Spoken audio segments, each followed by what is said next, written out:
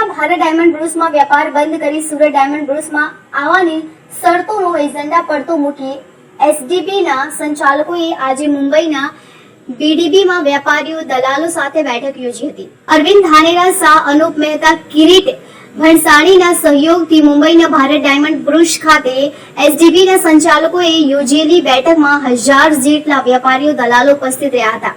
આ બેઠકમાં vice chairman Surat diamond બ્રુસના વાઇસ ચેરમેન બાલાજી ટી પટેલે જાહેરાત કરી હતી કે આ સાડી બીજના દિવસથી એસઆરકેના ગોવિંદ ધોળકિયા અને ધર્મનંદન ડાયમંડ એસડીબીમાં ઓફિસ ખોલશે. મુંબઈના વેપારીઓના સહયોગથી 7 જુલાઈ 2024ના રોજે એસડીબીની 500 ઓફિસ એકસાથ ખુલશે.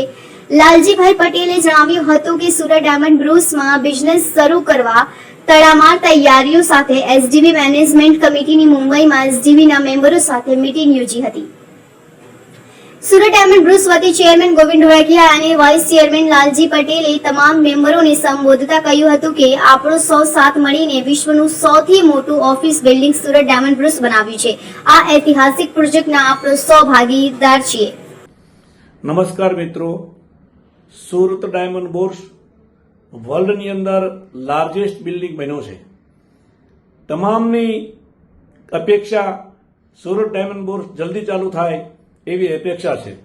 મિત્રો, આજે સુરત ડાયમંડ બ્રુસ દ્વારા બોમ્બેની અંદર ભારત ડાયમંડ બ્રુસમાં ડાયમંડના વેપારીઓ સાથે એક મિટિંગ કરવામાં આવી હતી.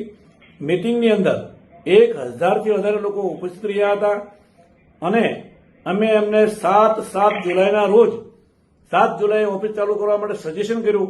તો તમામ લોકોએ ખાતરી આપી છે કે જેના ફર્નિચર તૈયાર થઈ ગયા છે અને બાકી છે અમે તૈયાર ફર્નિચર કરી દઈશું અને 7 જુલાઈના રોજ અમે ઓફિસ શરૂ કરવા માટે રેડી છીએ. અમને ખાતરી મળી છે એટલે જાહેર 7 જુલાઈ અમે ડિક્લેર કરીએ છીએ. 7મી જુલાઈ 500-600 થી વધારે ઓફિસ ચાલુ થશે. બાકી જે મહેદરપરા અને મિની બજારના વેપારી મિત્રો છે એમને પણ અમને ખાતરી આપી છે. એટલે નાના વેપારીઓ છે અને કેબિનો અને ટેબલ પર બેસવા માટેની પણ વ્યવસ્થા કરી છે. એટલે એ લોકો પણ અમને તૈયારી બતાવી છે. એટલે 7 જુલાઈના રોજ ડાયમંડ બ્રુસ ધમધમતું થવા જઈ રહ્યું છે.